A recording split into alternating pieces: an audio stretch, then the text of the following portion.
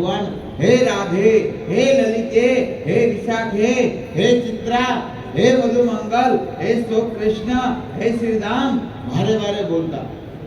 ભગવાનની પત્નીઓ બધી કહેવા લાગી, હે નાથ, અમે હોળ હોળ હજાર તમારી પત્નીઓ તમારી સેવામાં સેવી, છતાં તમે વ્રજને યાદ કરો છો, તમે રાધાને યાદ કરો છો.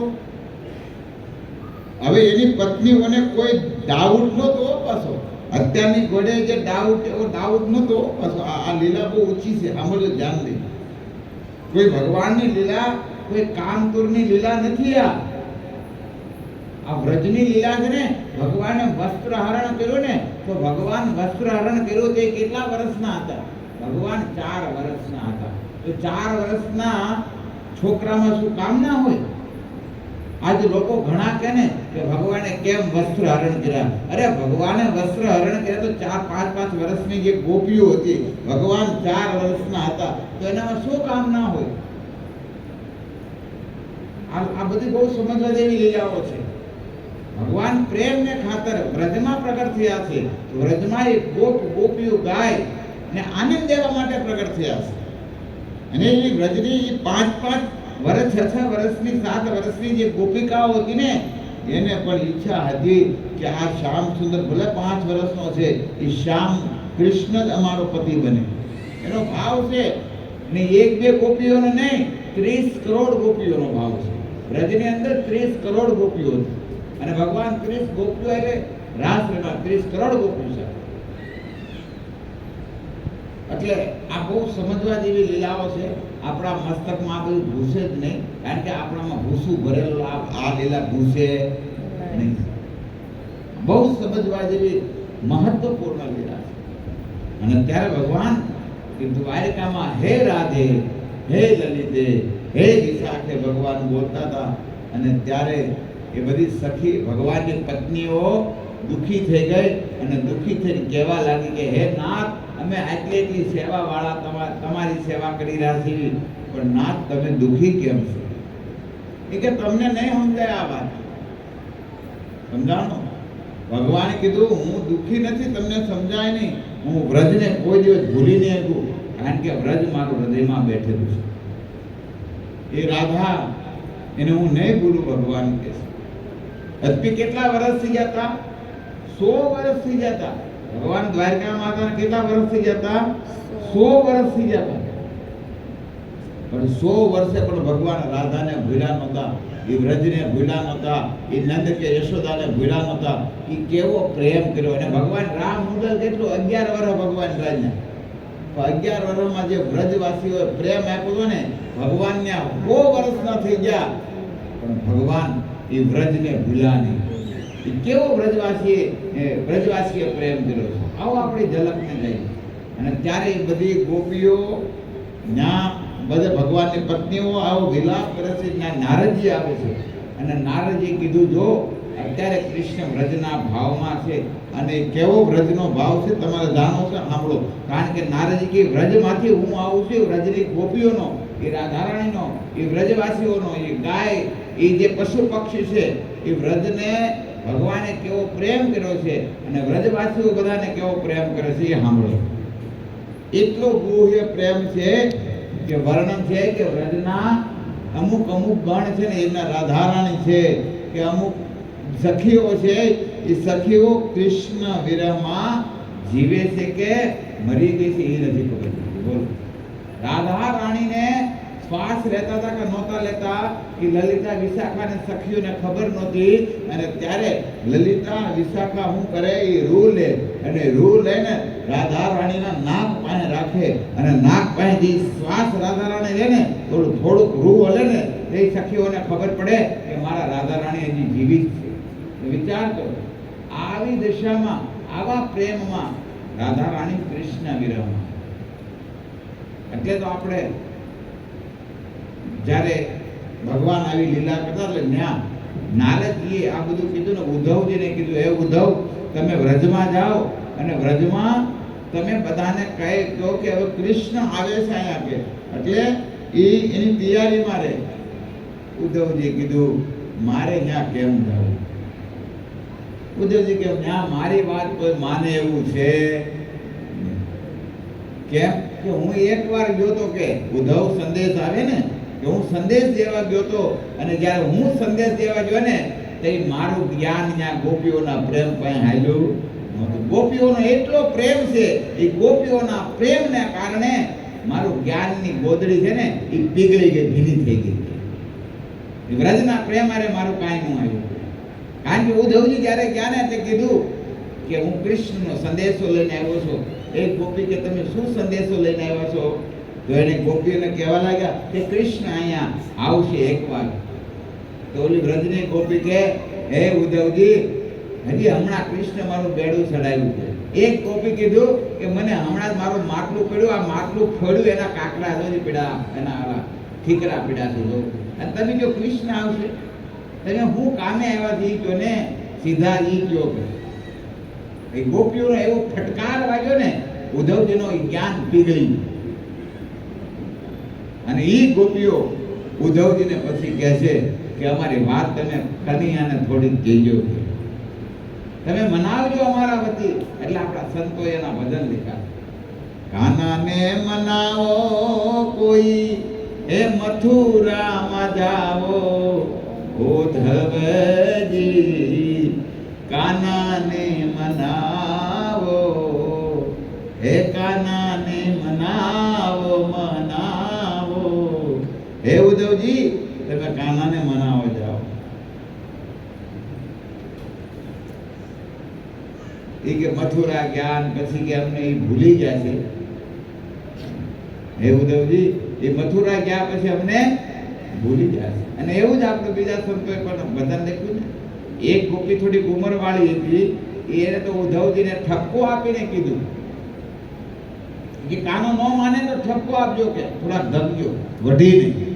એ જી મારા વાલાને વઢીને કે જોરે, મારા વાલાને હે વઢીને કે જોરે, માને તો મનાવી લેજો રે, મારા વાલાને વઢીને કેજો રે. મથુરાના રાજા ક્યાં છો, ગોવાળોને ભૂલી ગયા છો રે. તમે મથુરાના રાજા થયા, ગોવાળોને ભૂલી ગયા ને. એ માતાજીને મોઢે થાજો રે, હે મારા વાલાને હે વઢીને કેજો રે, માને તો મનાવી લેજો રે, મારા વાલાને હે વઢીને કેજો રે, માને તો મનાવી લેજો. અને તમે કહેતા હોય ને, એક વાર તો કહેજો કે માતા યશોદાના મોઢે થાય. એક વાર તો મોઢું બતાવી જાજો કે આ માં યશોદાની શું હાલત છે. ઉદ્ધવજી જ્યારે એ નંદ બાબાના ભવનમાં જાય ને, ત્યારે ગોપીને પૂછ્યું કે મારે નંદ બાબાનું ભવન જોવું છે, ઘર ક્યાં છે? અને ત્યારે એક ગોપી કીધું, હે ઉદ્ધવજી, તમે નવા આવ્યા છો, તમને ખબર નથી કે આ જો આ ઢોરિયો પાણીનો આવે છે ને, એ અમારા વ્રજની યમુના નથી, આ અમારી વ્રજની ગંગા છે. અને એ ગંગા ક્યાંથી નીકળી છે? એ માતા યશોદાના નેણથી, એ નંદ બાબાના નેણથી. અને આ નંદ બાબાની ખીરે ગૌશાળા છે, એ ગૌની આંખોમાંથી આંસુ નીકળે છે ને, એ આંસુનો ધોર્યો છે. એટલે અમારે પવિત્ર ગંગા છે, એમાં તમે ભૂલે તમારો પગ નહીં મૂકતા. હું પ્રેમ કર્યો છે વ્રજવાસીઓ, જે ધોર્યો નીકળે પાણીનો વિચાર તો કરો. હા, વ્રજવાસીઓનો પ્રેમ છે ભગવાન પ્રતિ. આપણે હું ભગવાનને પ્રેમ કરીએ? આપણે અહીંયા આવ્યું તો અમે તો બહુ પ્રેમ, આપણે શું પ્રેમ કર્યું? અરે આ સંસારમાં કોઈ પ્રેમ કરતું જ નથી. અહીંયા પતિ પત્નીનો પ્રેમ છે જ નહીં, કોઈનો પ્રેમ છે જ નહીં. પ્રેમ ને પણ વેમ છે. શું છે? પેલા બહુ ભળતું હોય ને, પેલા તો કેવું કેવું બોલતા હોય, મારે કે તારા વિના નહીં હાલે, એટલે કે મારે તારા વિના નહીં. અને પછી 2-5 વર્ષ જાય ને પછી જો હું થાય, પછી તારા માને પછી મારા મારી થાય. શું થાય? પેલા કે તારા વિના નહીં હાલે, મારા તારા થારો, પછી મારા મારી થઈ જાય. આ સંસારમાં આવો પ્રેમ છે. એ ભલે તમે બધા બહુ ગ્રહસ્થ લોકો મને કે અમે તો બહુ બધા પ્રેમથી રહે, તો પ્રેમથી રહેતા હોય તોય તે ડખો તો થાય જ તે. મહિનો એકે દેખાવીને જાય નહીં. બોલો, ભલે રહેવું હારે, હવે કરવું શું ભાઈ? સમુદ્રમાં રહેવું તો પછી મગરમચ્છ મિત્રતા તો કરવી જ પડે ને. એમ તમારે રહેવાનું હારે, પછી શું કરવું? ઘડી પર ડખો થાય ને પછી પાછા હતા ને એવા ને એવા, શું કરવાનું? અને ત્યારે ઈ પ્રેમને વાત નારદજી કહે છે કે આવો પ્રેમ વ્રજવાસીઓનો પ્રેમ, અને એ વ્રજવાસીનો એવો પ્રેમ છે. એ પ્રેમને ખાતર એ ભગવાન જ્યારે પછી ઉદ્ધવજી તો ન જા, તો કે બલરામજી તમે જાઓ. બલરામજી કે હું નહીં જાઉં. અંતે તૈયાર કોને થયા? સુભદ્રાજી તૈયાર થયા. સુભદ્રાજી કે હું જાય. અને સુભદ્રાજી તૈયાર થયા તો નારીજી કે દીકરીને સુભદ્રાને એકલા મુકાય નહીં, એટલે એમ કરો કે બલરામજી તમે હારે. બલરામજી પહેલા તૈયાર થયા. પહેલો રથ કોનો તૈયાર થયો? બલરામજીનો. બીજો રથ કોનો તૈયાર થયો? સુભદ્રાજીનો. અને કે હવે તમે આ બે રથ વ્રજમાં પહોંચવા આવે ને તઈ હું આ રથ લઈને આવે, કારણ કે કૃષ્ણનો રથ વાયુ વેગે આવે છે વ્રજમાં મળવા માટે. અને આ બાજુ કૃષ્ણ નારદજીએ સુંદર વીણા વગાડી, અને નારદજીએ વીણાથી ભગવાનના વ્રજના જે સુંદર રાધા રમણના કીર્તનો છે એ ગાયા છે. રાધિકા રમણ નામે जिस देश में जिस वेश में जिस गाँव में रहो राधा रमण કહો. તમે જ્યાં રહેતા હોય ત્યાં ભગવાન રામ કૃષ્ણનું નામ જપો, રાધા રમણ કૃષ્ણનું નામ જપો. નારદજીના વિનાથી એ વ્રજની લીલાઓને યાદ એ તાજું કર્યું. અને ભગવાન જ્યારે મૂર્છિત અવસ્થામાંથી દ્વારકાધીશ બહાર આવ્યા, હા વ્રજ હે રાધે હે લલિતે હે મધુમંગલ, ભગવાન બોલવા લાગ્યા ને તો નારદજીને જોયા, વસુદેવજીને જોયા, આ બધાને જોયા તો ભગવાન એ ભાવમાં કહેવા લાગ્યા, હે નારદજી વૃંદાવનમાં તમે શું કરો છો? હે પિતાજી તમે કેમ દ્વારકામાં હોવા છો, તમે અહીંયા વૃંદાવનમાં કેમ છો? એટલી તો હતા ક્યાંય ભગવાન? દ્વારકામાં હતા. અને એ ભાવમાં આવ્યા અને ભગવાન તરત દ્વારકાધીશ કોઈ દી ત્રિભંગમાં નહોતા ઉભા રહ્યા. ભગવાન વૃંદાવનમાં ત્રિભંગ ઉભા રહ્યા. પણ ભગવાન એ ભાવમાં વ્રજમાં જ્યારે વ્રજના ભાવમાંથી આવી ગયા એટલે ભગવાનને સુંદર ઘૂંઘરાળો વાળ અને ભગવાન ત્રિભંગ ઉભા રહી ગયા, હાથમાં બંસી આવી ગઈ અને બધાને જોવા લાગ્યા. આ વ્રજમાં નારદજી શું કરે છે? અહીંયા પિતાજી શું કરે છે? અહીંયા દેવકી માતા શું કરે છે? અહીંયા રોહિણી માતા શું કરે છે? આ બધાને જોયા તો નારદજી કીધું કે હાલો હવે તમને હું વ્રજમાં લઈ જાઉં. અને ત્યારે ભગવાન જગન્નાથજીને અર્થાત ભગવાન દ્વારકાધીશને રથમાં બેહારે છે. ભગવાનને રથમાં બેહવું છે પણ રથમાં બેસી શકતા નથી. નારદજી, ઉદ્ધવજી, સાત્યકી આ બધા એને તેડી, અને ત્યારે તો ભગવાન આખા હિંડોળા આવે છે, ઉષા નિશા થાય. જો જગન્નાથજીમાં ભગવાન જ્યારે રથમાં બેહવા જાય ને એટલે ભગવાન આખા હલતા હોય છે. તો એ રથમાં બેહવા માટે અને રથમાં બેહારે વાયુ વેગે એ રથ દ્વારકાથી ઉપડ્યો અને વૃંદાવનમાં આવ્યો. અને ત્યાં બલરામ ને સુભદ્રાજી પહોંચી ગયા હતા.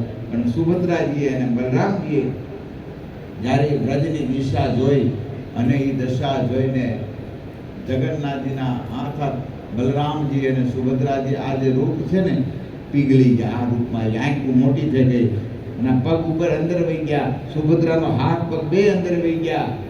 બલરામજીના થોડા થોડા હાથરા, નાખ્યું મોટી થઈ ગઈ. ત્યાં જગન્નાથજીનો રથ, અર્થાત કોનો રથ? ભગવાન દ્વારકાધીશનો રથ વૃંદાવનમાં પહોંચ્યો. વૃંદાવનમાં પહોંચ્યો તો લલિતા વિશાખા કહેવા લાગી, હે સખી, હે રાધે. કાનમાં કીધું લલિતાએ, શ્યામ સુંદર આવી ગયા છે. જેવા શ્યામ સુંદર આવ્યો સાંભળ્યું, રાધા રાણી હોશમાં આવી ગયા. ક્યાં છે શ્યામ? ક્યાં છે મારા શ્યામ સુંદર? પણ જ્યારે રાધા રાણી જે ભાવમાં હતા, જે લલિતા વિશાખા સખીઓ જે મોડમાં ભાવમાં હતા, જે વ્રજ આખું કૃષ્ણના વિરહમાં હતા, ઈ ભાવ જ્યારે જગન્નાથજીએ કૃષ્ણએ જોયો તો કૃષ્ણ પણ પીગળી ગયા. મોટી આંખું થઈ ગઈ, હાથ અંદર વહી ગયા, પગ અંદર વહી ગયા, કાન અંદર વહી ગયા. આ જે રૂપ છે ને એ રૂપ થઈ ગયું ભગવાન. સમજાણો? અને ત્યારે મૂર્છિત ભાવમાં ભગવાન કૃષ્ણ વિરથમાં પડી ગયા. એટલે લલિતાએ કીધું, રાધે, હવે તમે જલ્દી ઊભા થાવ અને તમે કૃષ્ણને બોલાવો, કૃષ્ણ અવાજ કરો, અને તમારા અવાજના કારણે એની મૂર્છા તૂટશે. અને ત્યારે રાધા રાણી કહે છે, હે શ્યામ સુંદર, હે કૃષ્ણ, હે નંદનંદન. જ્યારે આવા શબ્દો રાધા રાણીનું ઉચ્ચારણ થયો ને, એટલે કૃષ્ણ મૂર્છિત અવસ્થામાંથી બહાર આવ્યા. અને ત્યારે પવનદેવે વિચાર કર્યો, આજ મારે બહુ મોટી સેવા કરવાનો તક છે. અને પવનદેવ એવો પવનનો ઝોકું આવ્યું અને રાધા રાણીને સ્પર્શથી એ કૃષ્ણ બાજુ એ હવા ગઈ અને ભગવાનના એ નાકમાં એ રાધા રાણીને સ્પર્શ થઈને હવા ગઈને ભગવાન મૂર્છિત અવસ્થામાંથી બહાર આવ્યા. આ કારણ કે રાધા રાણીનો જે શરીરની જે સુગંધ છે એ કોણ જાણે છે? શ્યામ સુંદર જાણે છે. અને આ ભાવ જ્યારે એ મિલન થયું ત્યારે આવું રૂપ લીધું હતું ને, એટલે નારદજી ત્યાં હતા અને નારદજીએ કીધું કે હે નાથ, તમે હમણાં તમે બે ભાઈ ને બેન સુભદ્રાએ જે રૂપ લીધું હતું ને, એ રૂપ હવે એકવાર તમારે લેવાનું છે. તો ભગવાન કે ક્યારે? બોલે કલયુગમાં પ્રગટ થાવ. અને ત્યારે ભગવાન દ્વારકા કૃષ્ણ પ્રસન્ન થઈ ગયા. દ્વારકાથી કે જાઓ નારદજી, એમાં વસ્તુ તમે જેમ કહો એમ થાય. અને હું કલયુગમાં મારા ભાઈ ને બેનની સાથે નીલાચલમાં હું પ્રગટ થાય. અને એ નીલાચલમાં જગન્નાથ બલદેવ સુભદ્રાજી ત્યાં પ્રગટ થયા. અને કે એક વાર પણ જગન્નાથ તથા કૃષ્ણે કીધું નારદજીને કે એક વાર પણ મારા કોઈ દર્શન કરી લે, અને પછી નીલાચલમાં હું બિરાજમાન છું, અને મારા એક વાર પણ કોઈ દર્શન કરી લે, એને બીજી વાર કોઈ જન્મ નહીં લેવો પડશે. કોઈ દિવસ માતાની યોનિમાં નહીં આવશે. આ જગન્નાથના દર્શનનું ફળ છે. અને આવું જે સ્કંદ પુરાણમાં લખ્યું છે કે રથમાં બિરાજમાન